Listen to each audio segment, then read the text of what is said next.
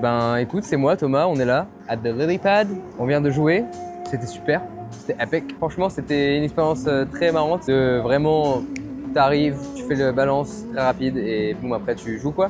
Mais voilà, tout le monde était pris un peu par surprise, je pense, par le truc.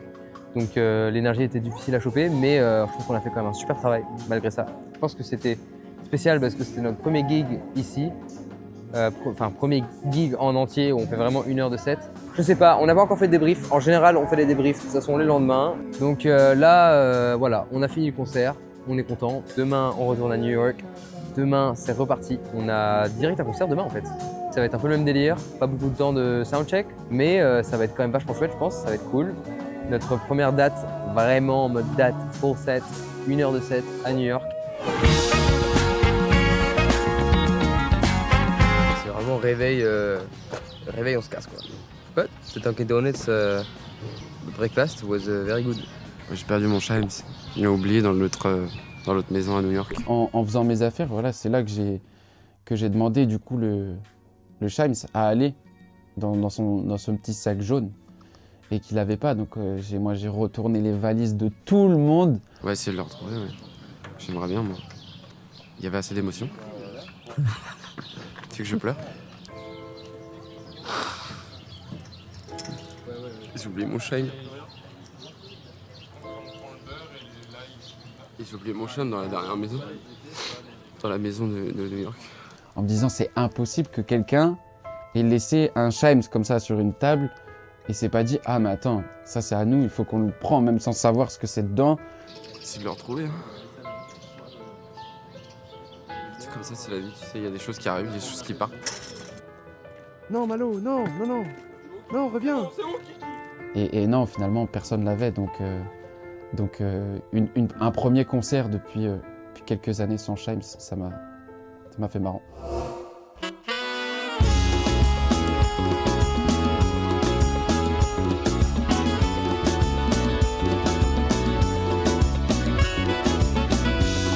Voilà, petite pause, on est un peu fatigué, on fait une petite pause pour manger, donc on va manger dans les petits camions à côté. Là. Direction North Bergen pour récupérer mes Chimes qu'on a retrouvés, on a appelé le mec de l'Airbnb, donc on va aller chercher vite fait. Mais après on va devoir se rendre au Crime, là où on joue ce soir, une petite salle à Harlem. Shrine. Et après on va se diriger assez rapidement vers la salle du Shrine, ok. Ouais. Et après on va rapidement se rendre au Shrine. Et après on va se rendre rapidement au Shrine. Donc on va se rendre là-bas, on rejoint Lilou Chance et les garçons quoi, pour jouer. Donc ça va être top, on a hâte, on se voit tout à l'heure.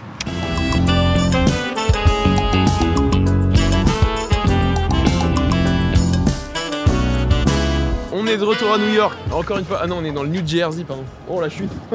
Donc on rentre de Boston, on retourne à New York, et plus précisément à North Bergen. On est genre à 200 mètres de la première maison qu'on avait. Ce soir, au Shrine, New York. On est là, on est arrivé à la maison, la nouvelle maison, avec Haylis en vocals. T'as passé la nuit à tricher à Uno. J'ai défoncé tout le monde à Uno. Back in North Bergen, surtout. Après le Lilypad, on a eu une méga conversation tous ensemble, on a tous des briefs. On a décidé d'en discuter parce qu'en fait on avait tous et toutes l'impression qu'il y avait plein de choses à revoir. Le son de la salle, il se remplissait hyper vite et du coup il n'y avait pas trop de place pour la voix. Je me rappelle notamment de l'énergie collective de groupe. J'avais l'impression que tout le monde était un peu focus dans sa partie personnelle. Du coup, on n'était pas trop connectés. Et je me rappelle qu'à ce moment-là, moi, j'avais grave besoin que les gars soient avec moi sur scène et qu'on soit vraiment tous ensemble. Et j'avais l'impression qu'on était moins ensemble sur ce concert-là que sur tous les autres qu'on a fait. Enfin, on a fait que 2, hein, mais... Quand on fait des débriefs, maintenant, en fait, on parle beaucoup plus de l'énergie qu'on met dans les morceaux. Et voilà, ce truc de dynamique, de place, de est-ce qu'on est à 100%, est-ce qu'on est à 100% au bon moment ou pas au bon moment, plus que de parler en fait des morceaux dans le mode ah mais là on a raté le B là ou machin.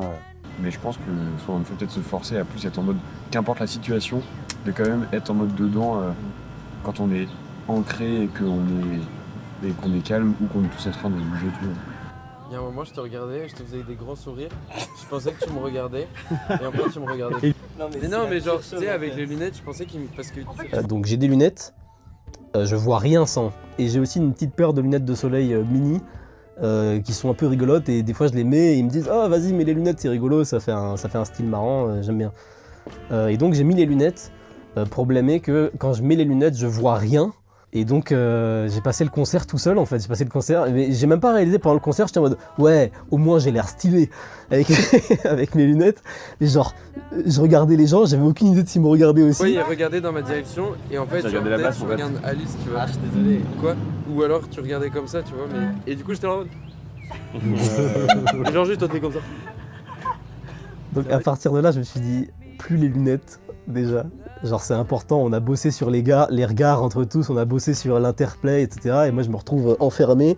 Donc pour moi le lily-pad c'était dur. Mais en fait, il faut faire confiance à l'ingé son du front of house, quoi.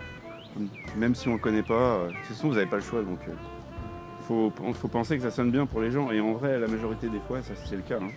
Et en fait, sur le coup des petits pas de danse, et ben à chaque fois que vous les avez fait, il y a le public qui s'est mis à bouger en même temps. Même si vous n'avez pas fait grand chose, j'ai fait ça et tout le monde s'est mis à. ça réagit tout de suite. Donc je pense que tout le monde dans la salle a passé un bon moment. Hein. Ça a dansé de ouf sur Sunburns. Ouais. Ça faisait beaucoup de bien de mettre à plat toutes les choses qu'on avait vécues la veille. Parce que j'avais vraiment besoin d'avoir ce débrief. Je crois que c'est mon premier vrai débrief aussi avec les gars après un concert. Est-ce que ça vous dirait de faire un recap of the set list right now, go through every song? What's up? Ouais. The Shrine. What's up Harlem? What's up here? Everybody, please give it up for our singer Alice. Je pense que tu peux prendre vraiment ton temps à venir sur scène. Tranquille, ouais. Tu vois?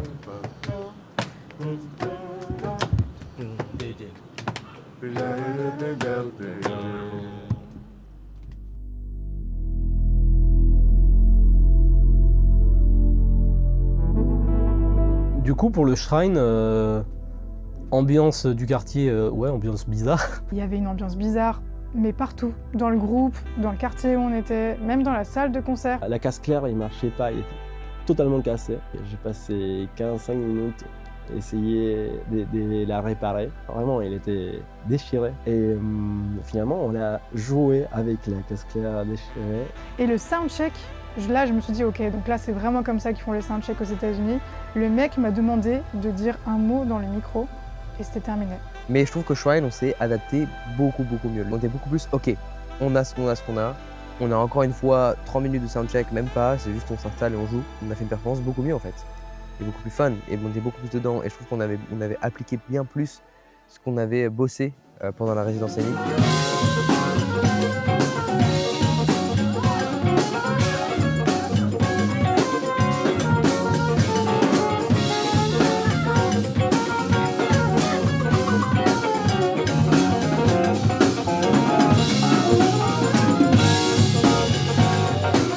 Finalement, on s'est bien amusé, on a dansé un peu, il y avait des gens sympas. Et du coup, tout le monde a dansé, il y a des gens qui sont venus faire la fête des inconnus et tout. Donc à la fin, on a tout kiffé, je pense.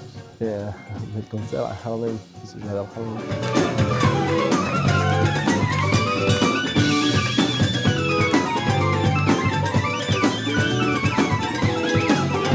Là au Shrine, c'était vraiment beaucoup plus clair en fait ce qui se passait pour chacun.